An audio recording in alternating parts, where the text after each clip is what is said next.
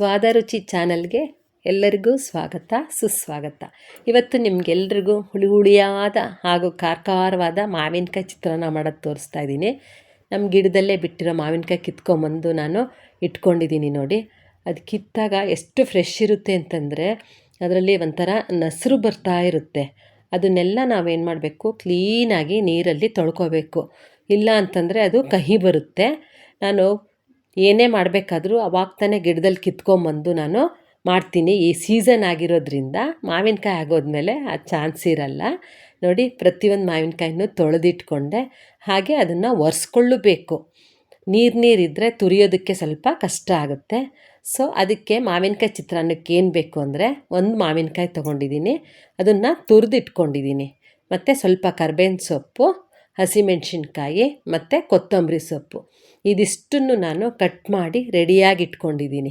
ಇದು ಹುಳಿಯಾಗಿರೋವಂಥ ಚಿತ್ರಾನ್ನ ತುಂಬ ರುಚಿಯಾಗಿರುತ್ತೆ ಫ್ರೆಂಡ್ಸ್. ಆಮೇಲೆ ಅನ್ನನ ಮಾಡಿ ಒಂದು ಬೇಸನಲ್ಲಿ ಆರಾಕಿಟ್ಟಿದ್ದೀನಿ.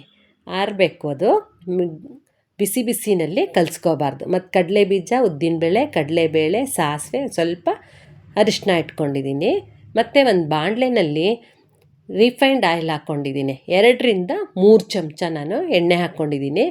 ನೀವು ಎಣ್ಣೆನೇ ಬಳಸಿ, ನೀವು ಯಾವ ಎಣ್ಣೆ ಬಳಸ್ತೀರೋ ಅದರಲ್ಲೇ ಮಾಡ್ಬೋದು. ತುಪ್ಪ ಮಾತ್ರ ಹಾಕಬಾರ್ದು ಮಾವಿನಕಾಯಿ ಚಿತ್ರಾನ್ನಕ್ಕೆ, ಅಷ್ಟು ಸೂಟಾಗಲ್ಲ. ಇದಕ್ಕೆ ನಾನು ಎಣ್ಣೆ ಕಾದ್ಮೇಲೆ ಸಾಸಿವೆ ಹಾಕಿದೆ. ಸಾಸಿವೆ ಚಟ ಅಂತ ಅಂದಮೇಲೆ ಕಡಲೆಕಾಯಿ ಬೀಜ ಫಸ್ಟ್ ಹಾಕಬೇಕು. ಯಾಕಂದರೆ ಅದು ಸ್ವಲ್ಪ ಫ್ರೈ ಆಗೋದು ಟೈಮ್ ತೊಗೊಳುತ್ತೆ. ಕಡಲೆಕಾಯಿ ಬೀಜ ಆಗಿದ ಕೂಡಲೇ ಕಡಲೆಬೇಳೆ ಮತ್ತು ಉದ್ದಿನಬೇಳೆ ಎರಡನ್ನೂ ಹಾಕ್ಕೊಂಡು ಚೆನ್ನಾಗಿ ಒಗ್ಗರಣೆ ಮಾಡ್ಕೋಬೇಕು. ಇದು ಕೆಂಪಗಾದಮೇಲೆ ಗೋಲ್ಡನ್ ಕಲರ್ ಬರಬೇಕು. ಅದುವರೆಗೂ ಸ್ವಲ್ಪ ನೀವು ಎಣ್ಣೆಯಲ್ಲಿ ಬಾಡಿಸ್ಕೋಬೇಕಾಗುತ್ತೆ. ಇದು ಚೆನ್ನಾಗಿ ಬಾಡಿದ್ರೆ ತುಂಬ ರುಚಿಯಾಗಿರುತ್ತೆ. ಹಾಗೆ ಸ್ವಲ್ಪ ಅರಿಶಿನ ಬೆರೆಸ್ಕೋಬೇಕು ನೋಡಿ. ಈ ಥರ ಹಸಿಮೆಣಸಿನ್ಕಾಯಿ ಜೊತೆಗೆ ಕರ್ಬೇವಿನ ಸೊಪ್ಪು ತೊಳೆದಿಟ್ಕೊಂಡಿದ್ನಲ್ಲ, ಆ ಕರ್ಬೇವಿನ ಸೊಪ್ಪು ಹಾಕ್ತಾಯಿದ್ದೀನಿ. ಈ ಒಗ್ಗರಣೆನ ಚೆನ್ನಾಗಿ ನಾವು ಬಾಡಿಸಿ ಇಟ್ಕೋಬೇಕು. ಆಮೇಲೆ ಇದನ್ನು ಗ್ಯಾಸ್ ಆಫ್ ಮಾಡಿದ್ಮೇಲೆ ತುರಿದು ಇಟ್ಕೊಂಡಿರ್ತೀನಲ್ಲ ಮಾವಿನಕಾಯಿ, ಅದನ್ನು ಬೆರೆಸಿದೆ. ಗ್ಯಾಸ್ ಆನಾಗೇ ಇದ್ದು ಮಾವಿನಕಾಯಿನ ನಾವು ಹಾಕ್ಕೋಬಾರ್ದು. ಇದು ಬೇಯೋ ಅಷ್ಟೇನು ಅವಶ್ಯಕತೆ ಇಲ್ಲ. ಮತ್ತು ರುಚಿಗೆ ಎಷ್ಟು ಬೇಕೋ ಅಷ್ಟು ಉಪ್ಪು ಹಾಕ್ಕೋಬೇಕು. ಬಿಸಿ ಬಾಣಲೆ ಇರೋವಾಗಲೇ ಮಾವಿನಕಾಯಿ ತುರಿನ ಹಾಕಿ ಸ್ವಲ್ಪ ಬೆಚ್ಚಗೆ ಹುರ್ಕೋಬೇಕಾಗುತ್ತಷ್ಟೆ. ಮತ್ತು ಇದನ್ನೇನು ಗ್ಯಾಸ್ ಆನ್ ಮಾಡಿ ಹುರ್ಕೊಳ್ಳೋ ಅವಶ್ಯಕತೆ ಇಲ್ಲ. ಇದು ಉಪ್ಪು, ಖಾರ, ಹುಳಿ ಎಲ್ಲ ಇರೋದ್ರಿಂದ ಜೊತೆಗೆ ಇನ್ನೂ ಟೇಸ್ಟ್ ಎನ್ಹಾನ್ಸ್ ಆಗಲಿ ಅಂದ್ಬಿಟ್ಟು ನಾನು ಒಂದು 1/4 ಚಮಚದಷ್ಟು ಸಕ್ಕರೆ ಬೆರೆಸ್ಕೊತಾ ಇದ್ದೀನಿ. ತುಂಬ ರುಚಿಯಾಗಿರುತ್ತೆ. ನೀವು ಸ್ವಲ್ಪ ಸಕ್ಕರೆ ಬೆರೆಸ್ಕೊಳ್ಳಿ. ಉಪ್ಪು, ಖಾರ, ಹುಳಿ, ಸಿಹಿ ಎಲ್ಲ ಒಟ್ಟಿಗೆ ಬಿದ್ದರೆ ಚಿತ್ರಾನ್ನ ತುಂಬ ಚೆನ್ನಾಗಿ ಅನಿಸುತ್ತೆ. ಆರಿರೋ ಅನ್ನಕ್ಕೆ ಈಗ ಮಾಡ್ಕೊಂಡಿದ್ನಲ್ಲ ಒಗ್ಗರಣೆ, ಅದನ್ನೆಲ್ಲ ಇವಾಗ ಬೆರೆಸಿ ಚೆನ್ನಾಗಿ ಕಲಿಸ್ಕೋಬೇಕಾಗುತ್ತೆ.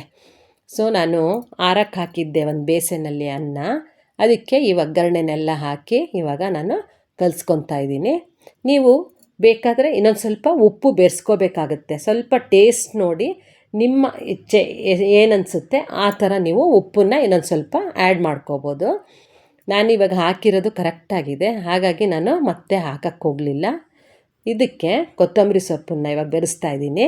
ಮತ್ತು ತೆಂಗಿನಕಾಯಿ ತುರಿ ಬೆರೆಸ್ಕೊಂಡೆ.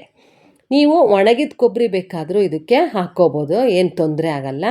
ನಿಮ್ಮ ಹತ್ರ ಯಾವುದಿದೆಯೋ ಅದನ್ನು ಹಾಕ್ಕೊಳ್ಳಿ, ಬೇಡ ಅಂದರೆ ಸ್ಕಿಪ್ಪು ಮಾಡ್ಬೋದು. ಸೊ ಇದನ್ನು ಒಗ್ಗರಣೆ ಹಾಕಿದ್ಮೇಲೆ ತೆಂಗಿನಕಾಯಿ, ಕೊತ್ತಂಬರಿ ಸೊಪ್ಪು ಎಲ್ಲ ಹಾಕಿದ್ಮೇಲೆ ಚೆನ್ನಾಗಿ ಕಲಿಸ್ಕೋಬೇಕು. ಒಂದೊಂದು ಅಗಳಿಗೂ ಆ ಒಗ್ಗರಣೆ ತಾಗಬೇಕು. ಹಾಗೆ ನೀವು ಚೆನ್ನಾಗಿ ಕಲಸಿ ರೆಡಿ ಇಟ್ಕೊಂಡ್ರೆ ಒಂದು ಚೆನ್ನಾಗಿರೋ ಬೌಲಲ್ಲಿ ನೀವು ಈ ಚಿತ್ರಾನ್ನ ತುಂಬಿ ಒಂದು ತಟ್ಟೆಗೆ ನೀವು ಹಾಕ್ಕೊಂಡು ಸರ್ವ್ ಮಾಡ್ಬೋದು. ನೋಡೋಕ್ಕೂ ತುಂಬ ಚೆನ್ನಾಗಿದೆ, ಮತ್ತು ತಿಂದ್ರೂ ಅಷ್ಟೇ ಎಷ್ಟು ಚೆನ್ನಾಗಿರುತ್ತೆ ಗೊತ್ತಾ ಫ್ರೆಂಡ್ಸ್. ಹುಳಿಯಾಗಿ ಖಾರವಾಗಿ ತುಂಬ ರುಚಿಯಾಗಿರುತ್ತೆ. ನಾಲ್ಗೆ ಕೆಟ್ಟೋದವರಿಗೆ ಈ ಚಿತ್ರಾನ್ನ ಕೊಟ್ರಂತೂ ಭಾಳ ಇಷ್ಟಪಟ್ಕೊಂಡು ತಿಂತಾರೆ. ನನಗಂತೂ ಬೇರೆ ಚಿತ್ರಾನ್ನಗಳಿಗಿಂತ ಈ ಚಿತ್ರಾನ್ನ ಭಾಳ ಇಷ್ಟ. ಅದು ಅಲ್ಲದೆ ಮನೇಲೇ ಬಿಡೋ ಮಾವಿನಕಾಯಿಂದ ಮಾಡಿದ್ದೀನಲ್ಲ, ಅದು ಫ್ರೆಶ್ ಆಗಿದೆ, ಹಾಗಾಗಿ ನಾನು ಮಾಡಿದೆ. ನಿಮಗೂ ಈ ಚಿತ್ರಾನ್ನ ನೋಡಿ ಬಾಯಲ್ಲಿ ನೀರು ಬರ್ತಾ ಇದೆ ಅಂತ ಅಂದ್ಕೊತೀನಿ. ನೀವು ಎಲ್ಲ ಟ್ರೈ ಮಾಡಿ friends. Thank you for watching.